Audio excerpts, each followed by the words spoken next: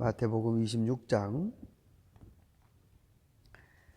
3, 4, 5절 세 절 말씀을 우리 같이 한 번 더 묵상하겠습니다. 3, 4, 5절입니다. 한 목소리로 읽겠습니다. 그 즈음에 대제사장들과 백성의 장로들이 가야바라는 대제사장의 관저에 모여서 예수를 속임수로 잡아서 죽이려고 모의하였다. 그러나 그들은 백성 가운데서 소동이 일어날지도 모르니 명절에 하지 맙시다 하고 말하였다. 네, 한 80년대인가요? 80년대인가 이스라엘에서 한 건설업자가 집 지으려고 땅을 파다가 이 아주 오래된 궤를 하나 발견했습니다. 그래서 그 궤 앞에 글씨가 써져 있어서 그거를 또 고고학자들이 해독을 했는데 제사장 가야바의 유골함이었습니다. 그래서 사람들은 이 가야바가 바로 예수님 당시에 우리가 방금 읽은 이 가야바일 것이다 추정을 했습니다. 그 집터가 이제 어쨌든 그 사이트가 나오지 않았습니까? 그래서 그걸 계속 이제 발굴을 하면서 그 가야바 집터의 규모를 이제 고고학적으로 이제 드러냈는데 대저택이었습니다. 정말 말 그대로 대저택이었습니다. 그 당시 평범한 사람은 감히 가지고 있을 수 없는 그런 그 구조들, 그리고 화려한 그런 장식들, 이런 것들을 이제 다시 구성했죠. 실질적으로 가야바는 정말로 부자였던 것 같습니다.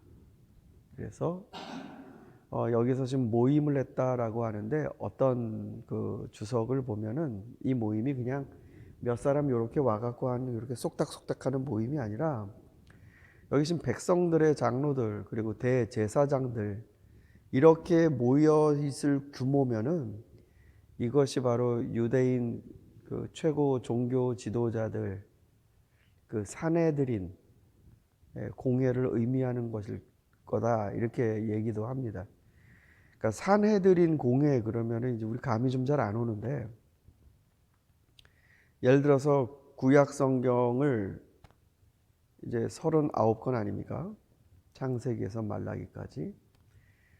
근데 이 구약 성경이 누가 이렇게 오늘날처럼 딱딱 제본해서 쓴 게 아니라 사람들이 구전으로 전해오고 또 그 구전으로 전해 내려온 걸 또 베껴 쓰고 또 번역하고, 그래서 그런 여러 사본들과 다양한 뭐라 그럴까요?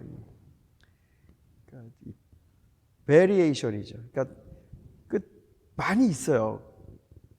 근데 딱 창세기, 말라기 이것만 구약 성경이다 라고 유대인들에게 이것이 하나님의 성경이다 규정을 해준 회의도 바로 그 산헤드린 회의입니다.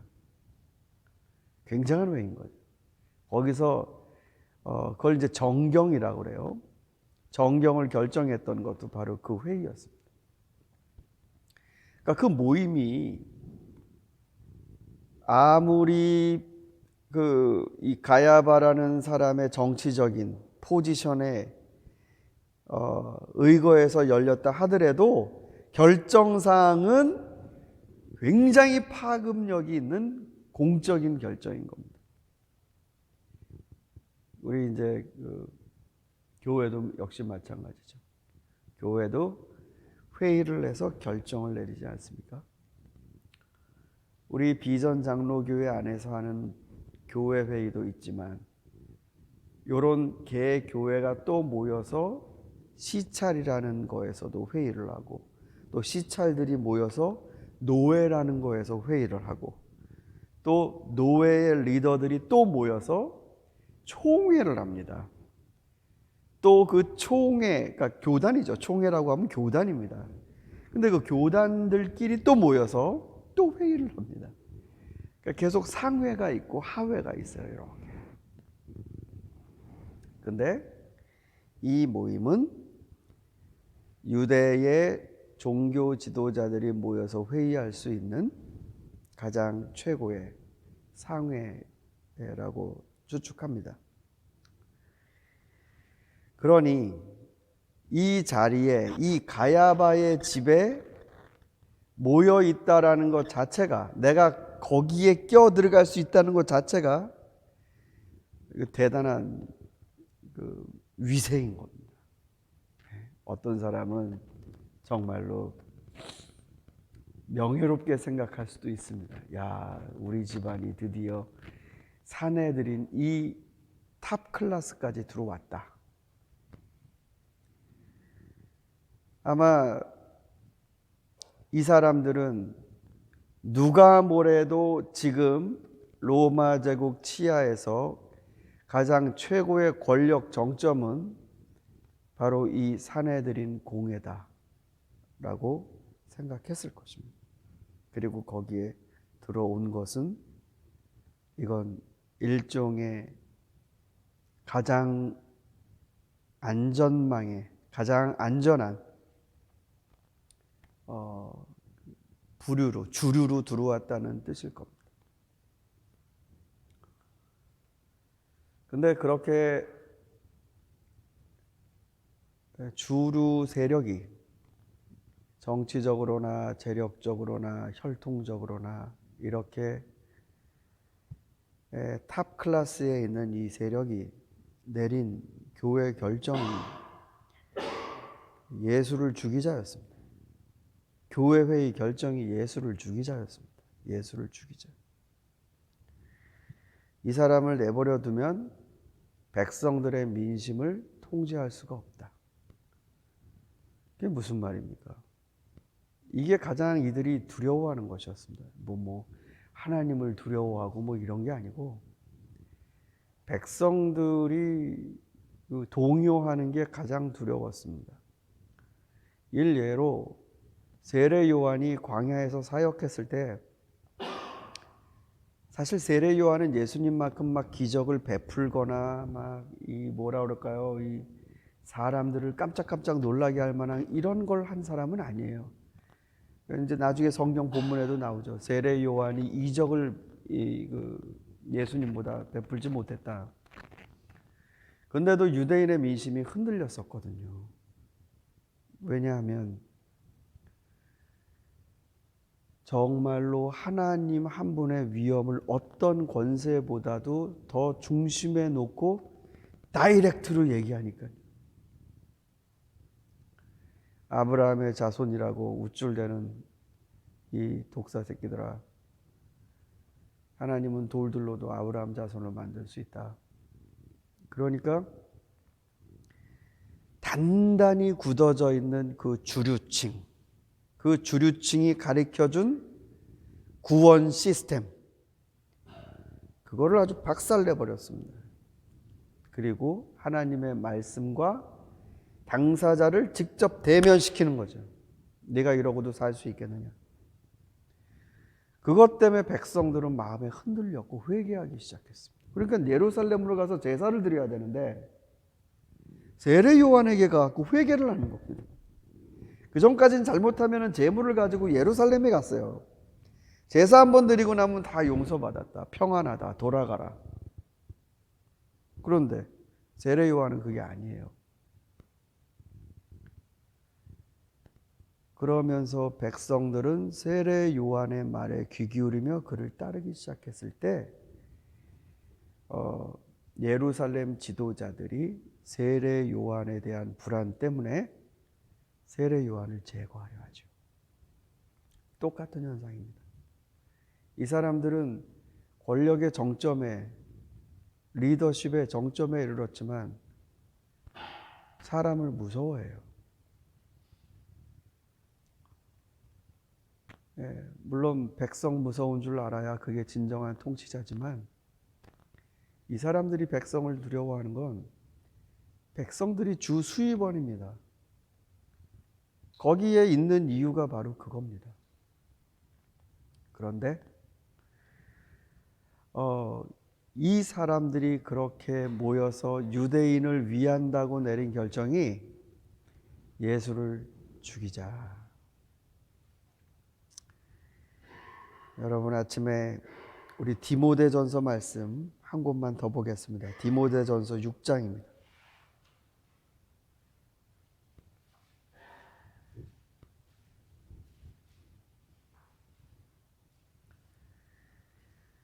디모데전서 6장 5절.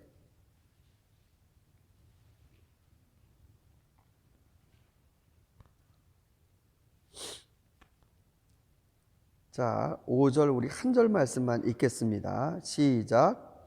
그리고 마음이 썩고 진리를 잃어서 경건을 이득의 수단으로 생각하는 사람 사이에 끊임없는 알력이 생깁니다.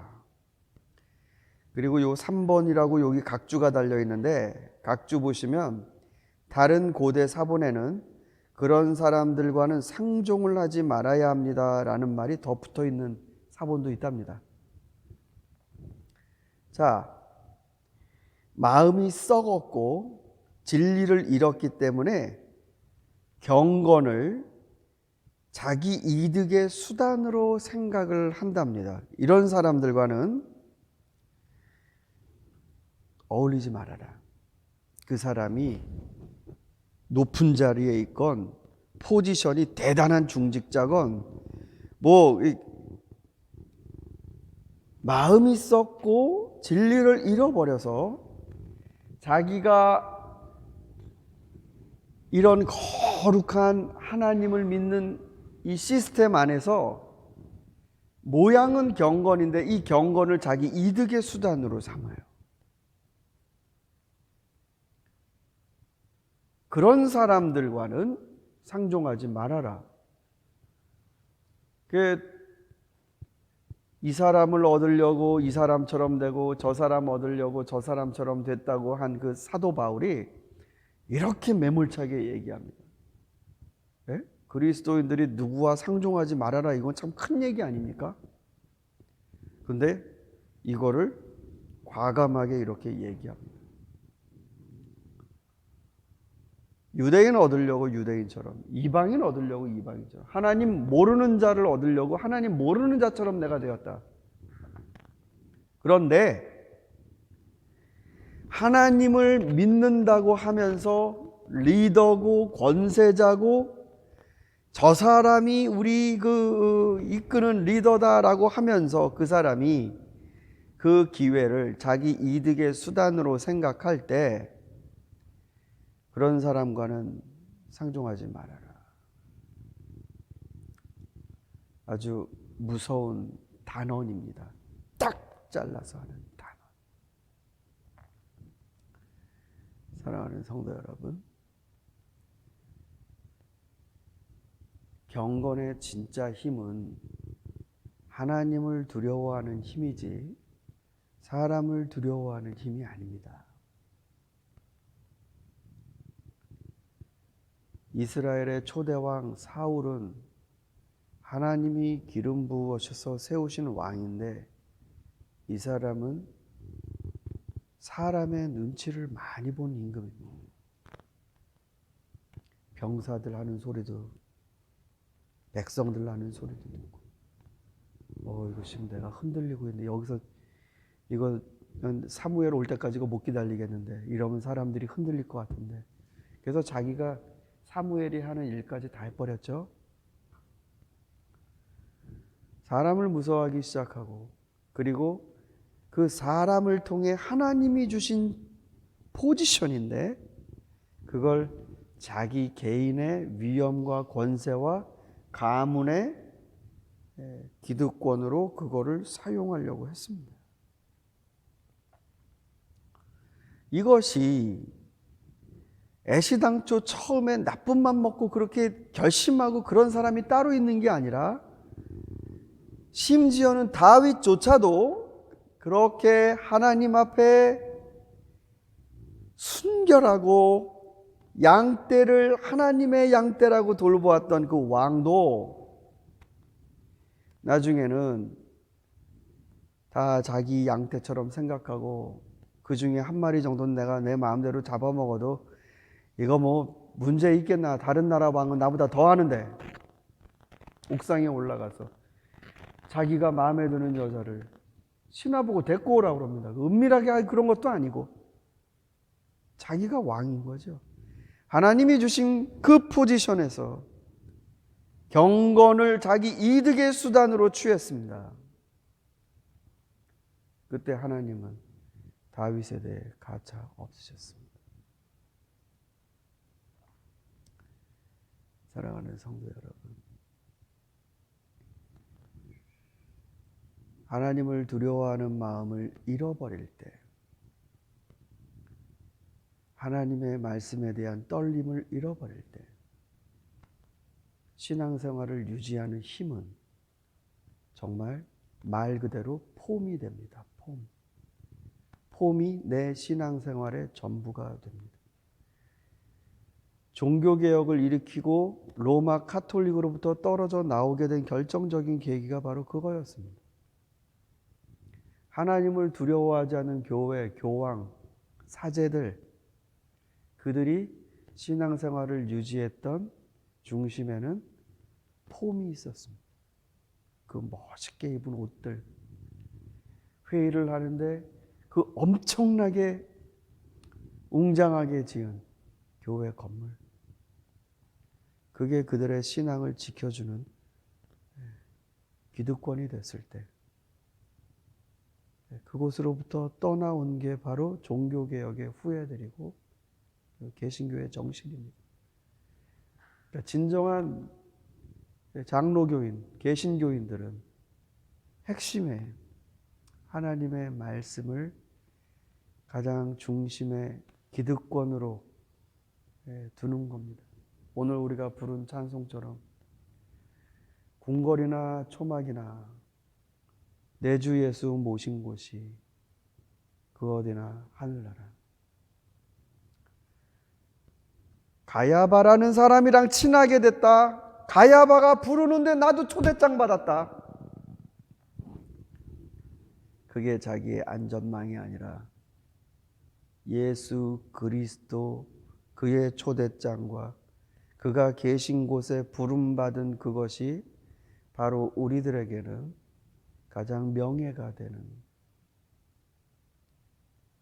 여러분은 바로 그런 모임과 그런 그리스도가 계신 곳에 훌륭하신 리더들, 사람이 아니라 하나님을 두렵고 떨리는 마음으로 섬기는 주님의 종들이 되실 수 있기를 소망합니다.